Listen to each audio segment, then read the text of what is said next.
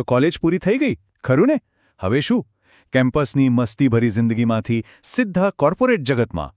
આ ખરેખર એક મોટો ફેરફાર છે. આજે આપણે આ જ સફર વિશે વાત કરવાના છીએ. એને ખાલી પસાર કેવી રીતે કરવી એટલું જ નહીં, પણ એમાં સફળ કેવી રીતે થવું એ પણ સમજીશું. જય રાજગોર ઓફિશિયલમાં આપનું સ્વાગત છે. અને જે રીતે આપણે હંમેશા કહીએ છીએ, આ એ જગ્યા છે જ્યાં તમે તમારી જાતને રૂપાંતરિત કરો છો. કારણ કે જુઓ, આ વાત માત્ર નોકરી મેળવવાની નથી. આ વાત છે તમારી જાતને એક નવી ઓળખ આપવાની, એક સંપૂર્ણ પરિવર્તનની. હા, આ એક મોટું પરિવર્તન છે. પણ સાચું કહું તો એનાથી ડરવાની બિલકુલ જરૂર નથી.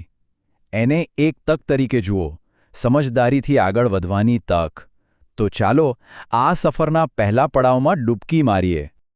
જરા વિચારો, કોલેજ આપણને પરીક્ષાઓ માટે તો બરાબર તૈયાર કરી દેશે, પણ એ પછીના જીવનનું શું? એ હવેશુંવાળી લાગણી, પેલી અનિશ્ચિતતા અને ક્યારેક પોતાની જાત પર શંકા, આ બધું બહુ સ્વાભાવિક છે. કેમ કે કોર્પોરેટ જીવનની તૈયારી એકદમ અલગ જ હોય છે. અને આ જ સૌથી મોટો તફાવત છે. કેમ્પસના સફળતા એટલે શું? કામ પૂરું કરવું, અસાઇનમેન્ટ પૂરું કર્યું, પરીક્ષા પાસ કરી, બસ. પણ કોર્પોરેટ જગતમાં ત્યાં બધો જ ખેલ યોગદાનનો છે.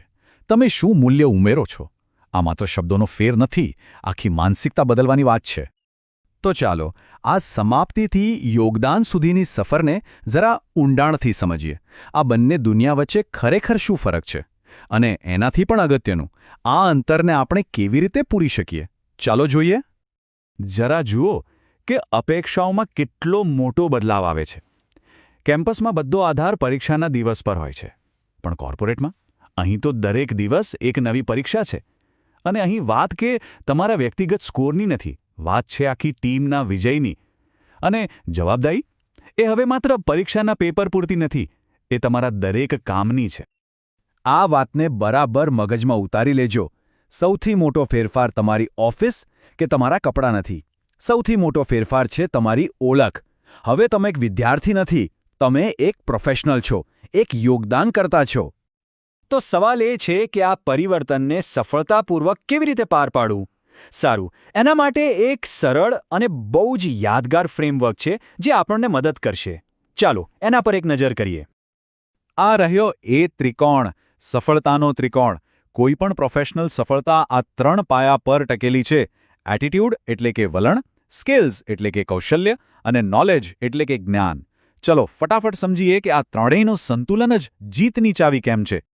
બધી જ શરૂઆત, અને મારો મતલબ છે બધી જ શરૂઆત, વલણથી થાય છે. એ પાયો છે. જો તમારો અભિગમ જ ખોટો હોય તો દુનિયાભરનું જ્ઞાન અને કૌશલ્ય પણ કોઈ કામ નહીં આવે. તમારી અંદરની આગ, તમારી સકારાત્મકતા, એ જ તમને ખરેખર આગળ ધપાવશે. આગળ આવે છે કૌશલ્ય. આને તમારા ઓજારો સમજો. વાતચીત કરવાની કળા, સમયનું સંચાલન, આ બધી વ્યવહારુ ક્ષમતાઓ છે જેની તમને કામ કરવા અને બીજાઓ સાથે અસરકારક રીતે કામ પાર પાડવા માટે જરૂર પડશે. અને છેલ્લે જ્ઞાન. આ તમારો કાચો માલ છે. કોલેજમાં તમે જે કંઈ પણ શીખ્યા છો, હવે એ બધું જ વાસ્તવિક દુનિયાની સમસ્યાઓ ઉકેલવા માટે કેવી રીતે વાપરવું, એના પર બધો આધાર છે. ચાલો હવે એકદમ પ્રેક્ટિકલ વાત કરીએ. ચાલો કેટલીક નક્કર, ઉપયોગી સ્કિલ્સ વિશે વાત કરીએ જે તમારી કોર્પોરેટ ટૂલ કિટમાં હોવી જોઈએ. Managing up.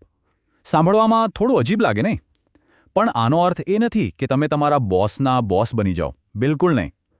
આનો અર્થ છે કે તમે એટલા પ્રોએક્ટિવ અને ભરોસાપાત્ર બનો કે તમારા મેનેજરને તમારા વિશે ચિંતા જ ન કરવી પડે.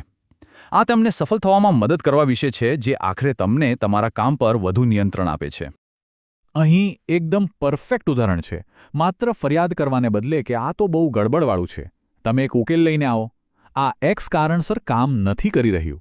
મને લાગે છે કે આપણે વાય પ્રયાસ કરવો જોઈએ. તફાવત દેખાયો? આ એક યોગદાનકર્તાની નિશાની છે.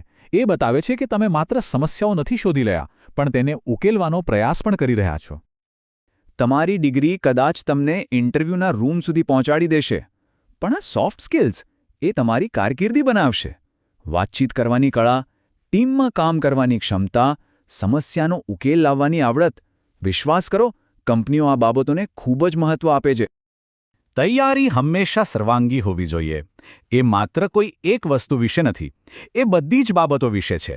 તમારા રેઝ્યુમેથી લઈને તમે ગ્રુપ ડિસ્કશન કેવી રીતે હેન્ડલ કરો છો ત્યાં સુધી. લક્ષ્ય યાદ રાખો. તમે માત્ર એક ઇન્ટરવ્યૂ માટે તૈયારી નથી કરી રહ્યા. તમે એક લાંબી અને સફળ કારકિર્દી માટે તૈયારી કરી રહ્યા છો. ઓકે, હવે આપણે સૌથી મહત્વના ભાગ પર આવીએ છીએ. વાત હવે માત્ર નોકરી મેળવવાની નથી. વાત છે એક યોગદાનકર્તા બનવાની. કોઈ એવી વ્યક્તિ જે વાસ્તવિક દેખીતી અસર ઊભી કરે. કોઈ એવી વ્યક્તિ જે ખરેખર ફરક પાડે. તો શરૂઆત ક્યાંથી કરવી? અહીંથી. આ 3 સરળ બાબતો છે જે તમે આજથી જ શરૂ કરી શકો છો. 1. તમારી આસપાસના પ્રોફેશનલ્સને જુઓ. તેઓ કેવી રીતે વાત કરે છે, તેઓ કેવું વર્તન કરે છે. 2. માલિકી લો. કોઈને પાછળ પડવું ન પડે એ પહેલાં જ કામ પૂરું કરો. અને 3. શીખવાનું ક્યારેય બંધ ન કરો. હંમેશા તમારી સ્કિલ્સને અપગ્રેડ કરવાની તકો શોધો. આ પરિવર્તન આપોઆપ નહીં આવે, તમારે તેને લાવવું પડશે. આ સફર એ માત્ર આગળનું પગલું નથી. તે જાગૃતિ, જવાબદારી અને યોગદાનમાં એક ઉપરનું પગલું છે. તમારી કારકિર્દીને વિકાસની યાત્રા તરીકે જુઓ. માત્ર આગળ વધવા વિશે નહીં, પણ તમારી જાતને ઊંચે લઈ જવા વિશે. અને એટલે હું તમને આ અંતિમ વિચાર સાથે છોડી જઈશ. તમે કારકિર્દી માટે તૈયાર છો, એમાં કોઈ શંકા નથી. પણ શું તમે યોગદાન આપવા માટે તૈયાર છો? કારણ કે દિવસના અંતે સાચી સફળતા માત્ર નોકરી મેળવવામાં નથી. એ તમે શું મૂલ્ય લાવો છો તેમાં છે. આના પર જરૂર વિચારજો.